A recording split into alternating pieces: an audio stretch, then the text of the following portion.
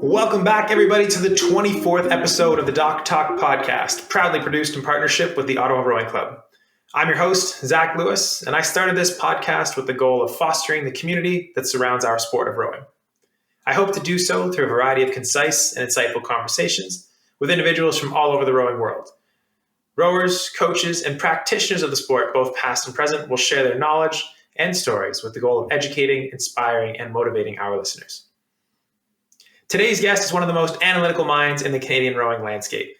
Dr. Ming Chang Tsai is a performance and data scientist currently working as the lead for biomechanics and performance analysis at CSI, or the Canadian Sport Institute Pacific. He's also the lead performance sciences at Own the Podium, High Performance Advisory Council. Dr. Tsai has degrees in engineering and aerospace engineering, and to top it all off, a PhD in exercise physiology.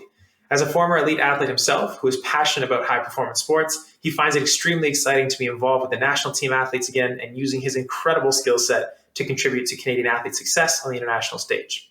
Dr. Tsai's unique combination of technical and physiological knowledge and experience in high-performance sport aids him in assisting national sport organizations, high-performance directors, coaches, and practitioners in incorporating sport analytics as one of the most important performance and game-making decision tools. It is my pleasure today to bring you the interview with Dr. Ming Chang Tsai. Welcome, Dr. Tsai. How are you doing today, and where are you joining us from? Pretty good. I'm joining you from BC. Yeah, Revelstoke. Beautiful. And that's where you're situated with the Canadian Sport Institute, or that's just where you happen to be and you're working remotely? Yeah, I happen to be here working remotely. Our institute has 3 campuses. One in main campus is in Victoria. Yeah. And we also have other 2 campuses in Vancouver and Whistler. Very cool. Now, our listeners have heard a little bit about what you do from my introduction, but can you break down for us a little bit about what exactly your role is and how you and your team support Canadian rowers and other athletes on a day-to-day basis? So I'm the lead for data analytics, and also the lead for biomechanics and performance analysis at the Canadian Sport Institute Pacific, so the West Coast, institute of our sports system.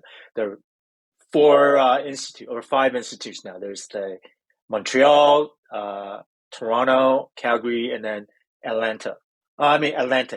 Yeah. And so I'm in charge of that discipline in Pacific, and I support basically we support all our partners, in terms of sport partners, in guiding them in the technical areas, in performance analysis, in data analytics, with all summer, winter, and para sports.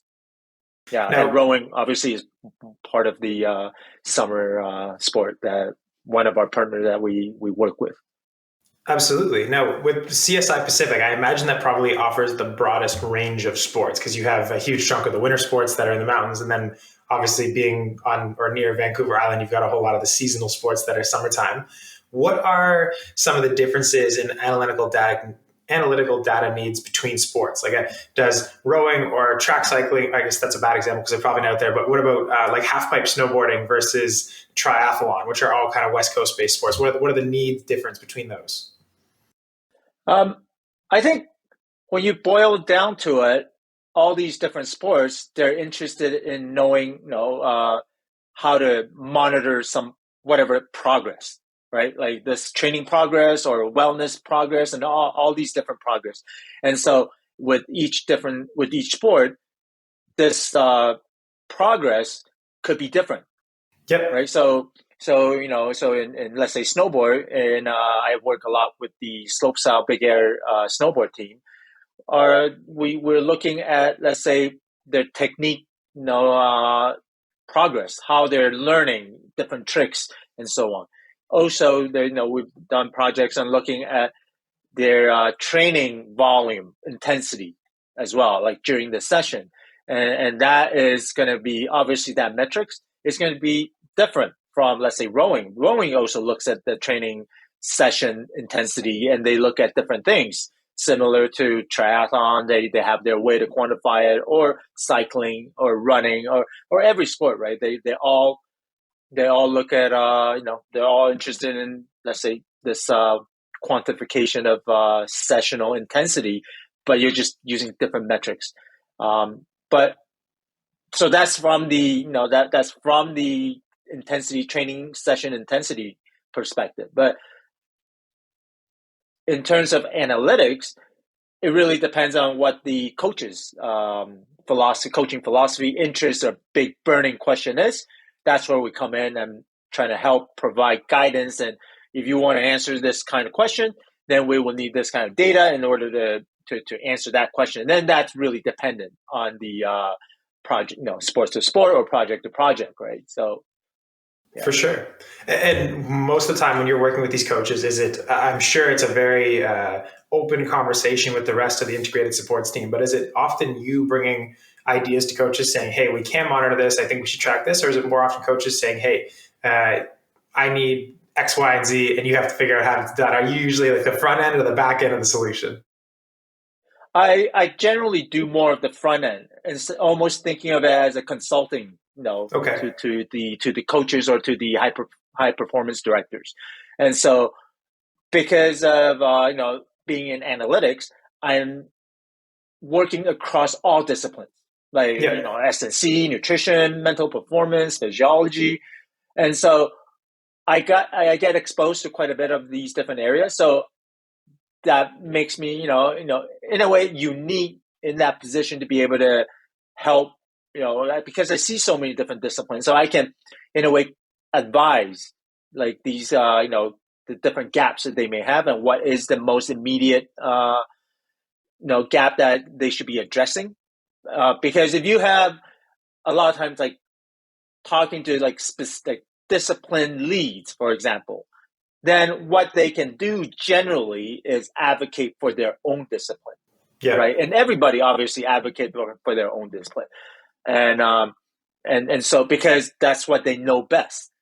But because I've been exposed to so many different areas, my I guess perspective or my asset here is I advocate for what is needed the most at this given moment, and let's try to answer that, right? And so it could be any discipline, and I'm not biased to the technical side, even though that is my expertise. I'm not biased to that, and my goal is the best interest of the sport, and so I would try to advise on that.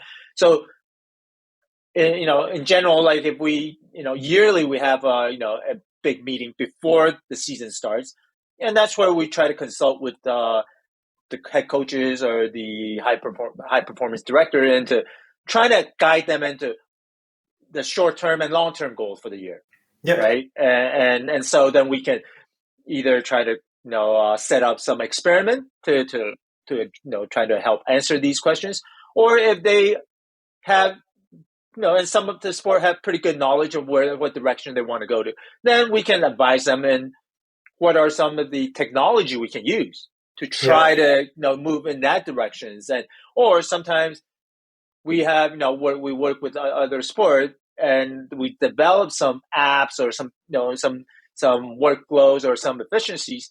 We can bring that ideas to the sport and say, hey, look, this is done in cross country skiing. Do you see this being beneficial for you? And if they like the ideas or the concept, then we can try to set that up as well, right? So there's several different ways, touch points that we can try to present the ideas, the concept to sports, and the how we can support and guide them. Absolutely. Do you find that there's one sport that does data analytics very well or blows the others out of the water? You're putting me on the spot. I don't. Yeah, we don't need to rat anybody out. I picture with a sport like cycling that has so much private funding and whatnot behind it that it's not just national cycling organizations that would have it. And you've got you see commercials on TV for crying out loud of wind tunnels and the new helmet or the new whatever the new thing is, the ribbed socks that are like $80 that your Joe Schmo cyclist is buying because it's got 3% less drag or whatever it has. Yeah, I mean, cycling definitely has a lot of numbers. Let's put it this way. Let's just go with which sport uses a lot of numbers rather than, because you can have a lot of numbers and do it using it wrong. Then that's also not a good, good analytics, right? Of course. Yeah. So sport that are really receptive and open to using objective data, let's say, then you're talking about, like, let's say soccer is big into it. They wear GPS, every time basically the athlete move. Every session, twice a day when they're in camps, any tournament they have it. So soccer is the big one. I know rugby is pretty big as well. They're using a lot of GPS to inform their training load during training, right? And so they do that a lot. Obviously, cycling has been pioneering in a lot of these, like, power meters and data-driven approach into training. Rowing is huge, obviously, because with the speed coach, with the Peach system, so they're doing a lot of that. Running, GPS watches has been common thing now in training. So people are using Training Peaks or Strava and all these platform to record their training session, to look at the different things that they want to look at, right? And so all these sports are pretty big into data. Volleyball is another one that they have really gravitated towards using number to drive their decision making, and that's a lot of that is driven by Kerry McDonald, who was UBC head coach before, and now he manages Volleyball Canada, and he's really taken on a lot of that and bringing it in. So yeah, and I've tried to drive a lot of this now with the help with Jeremy Shepard from Snowboard, and try to adopt, like, a lot of these objective evidence approach, data-driven decision-making approach, and we are doing a lot of that as well. So yeah, and that's a really big plus now with the winter sport, trying to being open to use data to help drive decision-making. Parasport, wheelchair rugby is started with all these IMU research in Canada, actually, which is initially driven by started with Mark Klimstra. He's a UVic professor in biomechanics, and he's our lead of our research and innovation at Pacific. And so he's also instrumental in driving this culture of data-driven culture. So yeah, so these different sports are adopted, which is great. Certainly. I mean, anytime, the old adage of if you can measure it, you can manage it, certainly goes a long way. But are we not getting to a point, and I guess this is where your role and your team's role comes into play, where there's so much data that coaches actually get overwhelmed with it, where it detracts from their day-to-day coaching, where they're going, okay, I've got 15 data sets. I don't even know which one usurps which. Exactly. Then the thing is, we try not to do that. We try not to bombard coaches with just a bunch of numbers. We try to guide them, help them in how to interpret the right numbers, and also not to mention about a lot of times, like, understanding the errors that's associated with these numbers, the metrics that we are able to calculate, right? Sometimes we tend to forget that with any metrics there's some inherent errors from that, and so we can't just based on reading those numbers and make you use the numbers as a guideline, not as like selection a Bible tools to make. That's right. Yeah. And so we do a lot of that, try to educate coaches and trying to help them by interpreting, and in our reporting we're adding a lot of that in there now, and so that's one thing that I think Pacific is doing really well, above, I think over other institutes. We are adding what we call the inferential statistics reporting onto our reports, that help really guide the coaches in decision making, either quicker and more accurate. Very cool. And when you have this idea for a data set, or you're looking at whatever the inferentials are for a set, who decides, or I guess figures out that explanation? Because I imagine that you, and you already mentioned some of your colleagues, have sport-specific expertise in some of the various teams that you're working with. But if you were to be given a new sport, say it's new on the Olympic calendar, or it's a sport that none of you have direct influence with, do you work with the coaches or subject matter experts, or do you usually try and come with a prepared plan to the team kind of externally and saying, this is what we think is going to be the best bet? What do you think? Yeah, totally. Yeah, I mean, when you're working with a new sport or in any sport, right, you have to understand the nuance of that sport. And nobody knows everything about every single sport. And so I think having that connection and that relationship with the coaches or with the the subject expert in the field is really helpful. And so that's generally what we try to do, is that, especially big part of my role is research related. Yeah. Together with our committee, which is Mark, again, I mentioned before, a professor at U of A, and also Trent Stellingworth. He's focusing on the nutrition and physiology. Our a lot of times when we engage is we try to help. We try to first understand this, the sport itself, before we even make any provide any advice. Because of course, without that, it's we could be making wrong decisions or make wrong advice and not capturing the true nuance of that sport, right? So a lot of times we really work closely with the coaches and try to, for me at least, I try to understand what they're looking for, and I ask a lot of questions. A lot of times it could be stupid questions that to them is probably common sense, because they're so knowledgeable in that sport that they just a lot of times just these are quite stupid questions to them. But for me, it's brand new. I don't know a lot of these. So understanding the sport really well before making that suggestion is, I think, is one of the biggest key, I think. Well, I think it's paramount to the approach.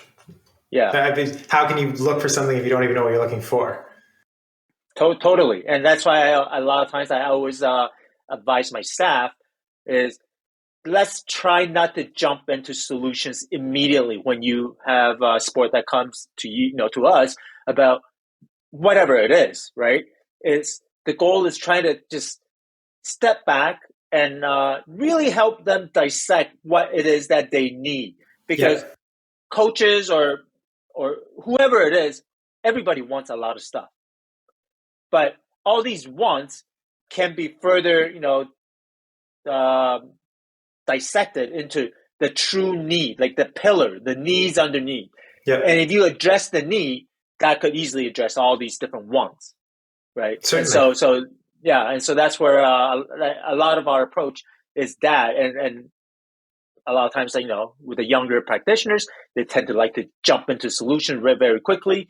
And fair enough, in our sport or in our system, we need to react quick in helping our sport. But sometimes if you're just reacting too quickly, it could be like it's like a chicken without a head. You're just running around trying to help guide stuff, and at some point you may be doing stuff that may not really address the true need, right? So yeah.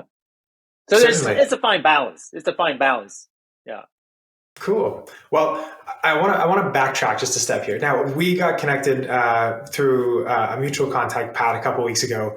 One of the things, this being a rowing podcast, I always try and draw the connection between the person that we're interviewing and myself and rowing, or the world of rowing. So can we maybe get a little bit of background about how you got involved with rowing, and maybe what kept you so involved and invigorated in sport so many years later? So I started rowing, novice rowing with U of T in Toronto, and that's where I met Pat. And so, and then I just, like everyone else, I caught the bug and just kept rowing. And Pat is a really good friend. We rowed together, and we were, housemates. So that's how I got involved. And then I started, rowing more seriously. Ended up rowing for Chinese Taipei, or Taiwan. Cool. National team for 8 years. So basically I was a full-time rower for for that period of time, and that's how I got really interested in all, like either physiology, nutrition, like biomechanics during when I was rowing full time, just because I'm interested in how I can maximize my performance, essentially, right? And so that's how I got, really into just different areas of training, basically, or and then after that, when I was done, I was coaching U of T, and I was doing a lot of like just trying to model performances, like predicting times or all these different things, and at that point, I thought, oh, might as well just do more schooling, since I'm already doing kind of like informal way of doing this. I might as well formalize this whole this whole thing. So that's how I ended up doing. I did my PhD with Dr. Scott Thomas, my supervisor at U of T, and then after that, ended up with the Canadian Sport Institute. So very cool. Not quite a traditional path, but ended up being a very good, fun path. Hey, if it works, it works. Don't question it, right? Well, rowing as a sport is not one that traditionally changes quickly. I mean, we're not as original in operation as, say, a baseball, where we're still using the same wooden bat 200 years later. But our equipment, or the parameters around equipment in rowing, for the last 100 years have changed very little. We're still the same boat length. The weights now have a minimum weight, so the weight between cruises and all that different. The oars aren't that different. The shape changes slightly, but we're still fixed length boat, fixed weight boat, sliding seats, yet we're still seeing regular improvements to the world's best times. Now, I realize that there are a lot of things that we can do, or a lot of factors that play into a best time, and a lot of that is environmental and athletic and whatnot. But what are some of the biggest changes in the sport of rowing that you've seen that's contributed to some of these improvements? Well, I think the biggest improvement right now over the last 20 years is probably sports science. How the way we train, how we're more deliberate, and we're really have a systematic way of I think athletes are, for one, they're all full time now, and they're really taking care of the nutrition. They're obviously the training side, but big part is the recovery as well. And of course, more recently now, there's a lot of focus on the mental side of things, right? Yeah. And so I think sports sciences allow us to really maximize our improvement over the last 10, 20 years. And you can see that on the ERG score, at least, like in terms of their people's fitness. Yeah, the ERG's definitely one of them. And you don't have the athlete from 100 years ago where you're going and rowing after a 12-hour day at the steel mill, breathing in Coke cubes or whatever. But you're also seeing athletes that are, yes, better trained, but larger. The genetics are stronger, whatever. Who knows what kind of modifications are in athletic food, or for the food the average person these days. The general populace is getting bigger and stronger as well. So I'm sure that's a factor, but you're right. Sports science is obviously a huge component of it. It's why the Canadian Sport Institute and so many other national sport institutes have an arm of professionals like yourself to advise and extrapolate data and provide guidance for coaches of teams all over the world. Yeah, no, totally. I think that's one of the biggest thing in all sport is everybody's getting, like you said, faster, stronger, and bigger, right? And that obviously translates to better performance now. And it must be a little bit of an arms race from a professional perspective, where everybody's trying to do probably something pretty similar, but you never really know what anybody's doing until after the fact. So after a World Champs or an Olympics or several cycles later. You hear the famous adages now of the East Germans back in the 70s or the Russians in the 80s or whatever else you have. But I'm sure there's a whole lot that it might be common knowledge at the higher levels, but the average person, the average athlete, or even some of the national team athletes in some perspective may not actually know what we're looking for, what we're monitoring or tracking or trying to improve until after the fact, correct? Like you said, rowing is pretty, it's been around for a long, long time. And the things that we do haven't changed that drastically from, years in the past. And sure, we're doing a lot more there's more better technology, better hull shape and all these different things, right? I think what we're doing more and more systematically right now is just the monitoring part of things, right? Like everything is monitored and tracked, and we're able to make adjustments based on the or more individualize the training, based on people's readiness to train or to compete, right? And so that allows us to again further maximize the individual's performance, right? So I think that's what that's where sports science has really helped, is individualizing to the athletes. Absolutely. Now, I'm not sure what you're allowed to tell us, given that it's an Olympic qualification year, but what are some of the things, the tactics, or the strategies that we're monitoring right now? And if you have to keep them close to your chest, I understand that as well. But what are we or what are you, I guess, because I'm not doing anything, but what are you tracking and monitoring pertinent to rowing?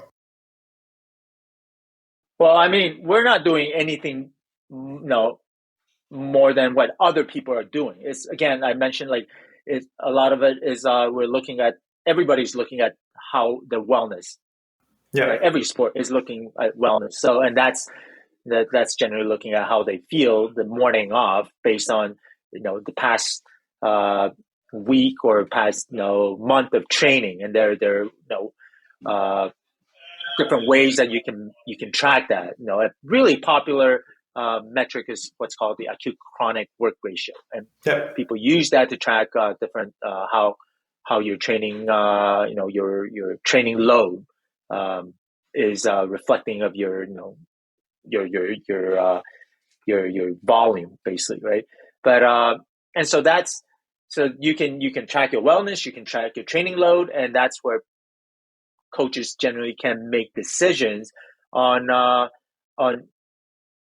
in terms of tapering, or in terms of how to adjust your training volume to make sure that you're rested well for whatever your training session is, right? In terms of more of more specific things that you would do more than others, I think people are looking at, obviously we all know that drag is a big thing in rowing, and so looking at hull shape and what's the best way to move a boat, and this thing of moving a boat, how do you quantify that? I mean, everyone has their own philosophy, right? Like, you ask the Germans or you ask the British, like their scientists will probably have a different way to want to quantify that than probably us. So so I mean, that's another factor that's going to be huge. Like, trying to understand that, trying to minimize that, is because that's in rowing, that's one of the biggest drag factors, one of the biggest factors that affecting speed, right? So that's at least from the technical side. I think from the training side of things, I mean, I have my own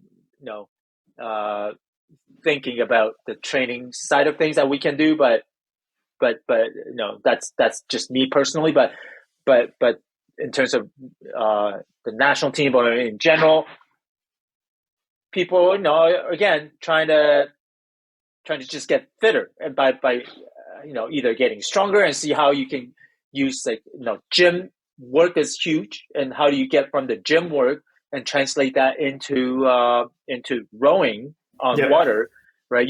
Sometimes you can get strong, but then you can't translate that into the water, then that's a problem. And so there are ways that there are things that we do to monitor gym sessions, and also ways that we can monitor the transfer over to water. And then so that, again, is addressing that gap of identify who is not transferring over, who is transferring over. Then you can have different interventions to help individuals to help transfer over, right? Yep, absolutely. Now, I recently read your paper identifying pacing profiles in 2,000 meter World Championship Rowing.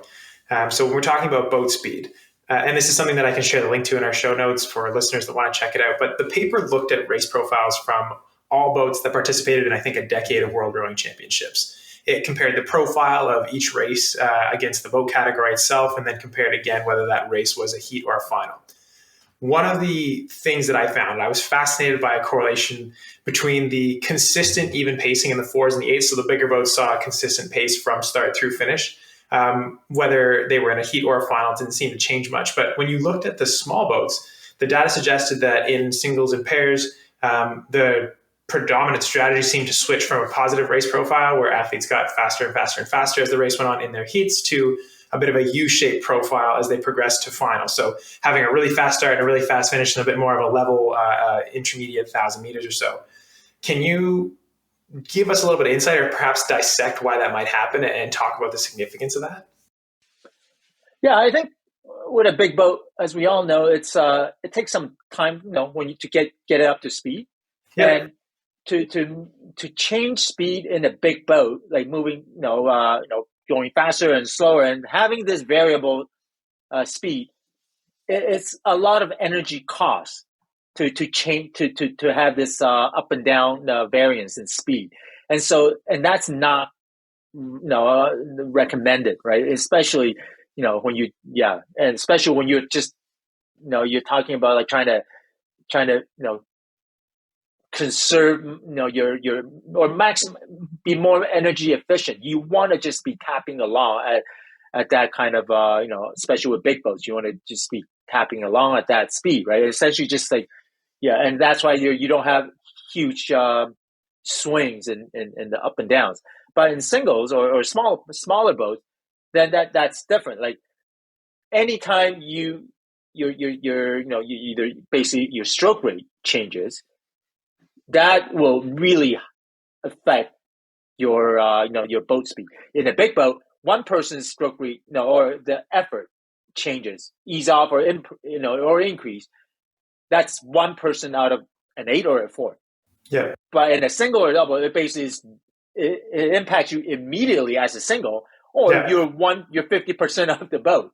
True. Then that speed is felt way more, and so you can see that that fluctuation a lot more, and so and it is very interesting as well from the study is to look at how different boats, depending on heats or final or semis, and also depending on what lane and what placing they finish in, people adopt, like different boats adopt different tend to adopt different profiles, right? And one thing that we talked about a follow up on this, which will be pretty interesting, is if your strategies or people's like behavior, like in the heats and the semis, however they do, you can essentially predict what they're going to do in the finals. Yep. And so if you know their strategies in the finals, you also then know that if that is the best strategy or not to maximize your podium potential, right?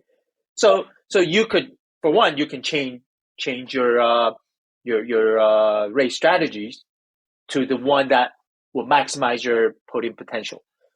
But if you are, let's say, racing against somebody and you have all these information, which you generally do, then you can also predict what somebody else can do, right? Because of their behavior. And then you can change as well, your racing strategy against against somebody else's potential, somebody else's strategy. So that could be something that we talked about, could be a follow-up to this, right? Which it would be, I think, would be a good something. It'll be interesting for in the meeting before the night before finals, if you make it, to have that kind of information to help guide your race strategy, maybe. Yeah, absolutely. I mean, knowing when a guy or when a crew is going to go or when they're going to sit or if they're going to come off the line hot or something like that would certainly be beneficial, at least from a psychological preparation phase. Even if it doesn't change your race plan, you at least know that, X, Y, and Z are going to be way out ahead in front, or these guys are going to hunt you down from behind, or whatever the situation may be. Yeah. No, totally. Yeah. Again, this like all I think all data, all analysis is there to help. There as a reference to help guide the coaches. It's never ever meant to be a be all end all and follow it like a Bible, right? Like it's something because any analysis we can only capture so much. There's no way that in any analysis that you're capturing 100% of everything. Like there's always nuance that you can miss, and so I always caution coaches or decision makers who are using all the analytic results to just use it as a reference rather than just like purely based on that and making that decision, right? Without a doubt, yeah. Now, with reference to decision makers, a lot of people that listen to this podcast are either athletes themselves or coaches or masters rowers or coaches or competitive rowers or coaches or what have you. Is there one piece or a couple easy pieces of data that you see most frequently that provide the most benefit? I guess what's the best bang for your buck when it comes to community resource data analytics or performance data? So you're more, are you asking if you were to what can be scaled up, what is cost efficient, what is easy to understand, easy to read, easy to action? Yep. I think in at all levels, not just at the elite level, even at club level, junior, whatever it is always wise to capture the wellness and also the training, the sessional training intensity to be able to inform how these, how this individual is responding to some training program. Because all the coaches can design whatever training program, and they could be perfect. They could be the best training program out there. But no coach can ever predict somebody's stress from work, from home, from whatever their other outside of training, right? Yep. So you can plan an easy session, let's say, but if this individual is stressed from home, work, or school, or whatever it is, that easy session can easily turn into some hard session. And Absolutely. So then that means your perfect plan work training schedule no longer perfect because you plan it to be a recovery workout, but it doesn't seem that way because of all the added, stress from the unknown. Then that training session became like some, medium intensity workout, whatever it is, right? Then you have to, in theory, you should be able to, you want to know that and adjust your program to accommodate that, right? And so a lot of the grassroots level or club level, there generally tend to be less of that monitoring because they think that we need some high tech equipment or some software or whatever to do that. But in reality, you don't. It's just as simple as using an Excel, creating that to be able to capture that. And that could be easily scaled up to let's say a junior program of 100 kids that can be easily done, and to help coaches really try to help. Again, the end goal here is individualize the training so we can maximize the performance of each athlete regardless of the level, right? Yep. No, certainly. Well, look, I appreciate you spending so much time with us today. I know I went a little bit over my projected time, but I want to thank you for taking time out of your day, especially on your lunch, to chat with us. It's been really insightful. I really enjoyed our chat. I think a lot of people will also will find this one eye-opening. So thank you very much for your time, and I hope you have a wonderful rest of your day. Yeah, no, thank you. No, that was fun, and thank you for the invite. Yeah. Beautiful. Let's do it again soon. For sure. Awesome. Well, all the best to you and your team as you guys get ready for the summer ahead of all the sports and everything else that comes up for the rest of 2023. Okay. Thank you. Take care. All right. Bye. All right. I got to confess, I will admit that although we had an incredible conversation with Dr. Tsai today, I think I ended the recording far too early.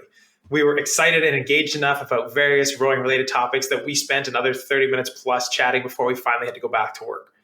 I always find it fascinating to discuss rowing with people whose perspectives differ from my own, especially when one of those people has dedicated his entire life to the strategy behind data collection and the analysis of our sport and many others at the highest level of competition. I sincerely enjoyed Dr. Tsai's explanation of performance monitoring, practical applications of data usage for everyday teams and coaches, and where he thinks the future of rowing might go. I will be sure to share a link to his research paper, the one we discussed, in our show notes for anybody interested. And I also suspect that there'll be a number of follow-up questions that we might have to get him back on the show to answer at a future date. It has been a pleasure chatting with you today and being part of your day, and I hope to see you all back in a couple weeks when our next episode drops.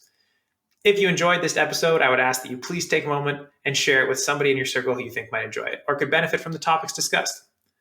It would be great if you could rate the show or subscribe on the Doc Talk channel, wherever you get your podcasts. We're available on Spotify, Apple Podcasts, YouTube, and more. If you have an idea for a future show, would like to recommend a guest, or just want to pass on a comment or question to me, feel free to shoot me a note at doctalkpod@yahoo.com. Wishing you all a very speedy week. Until next time, this has been Doc Talk.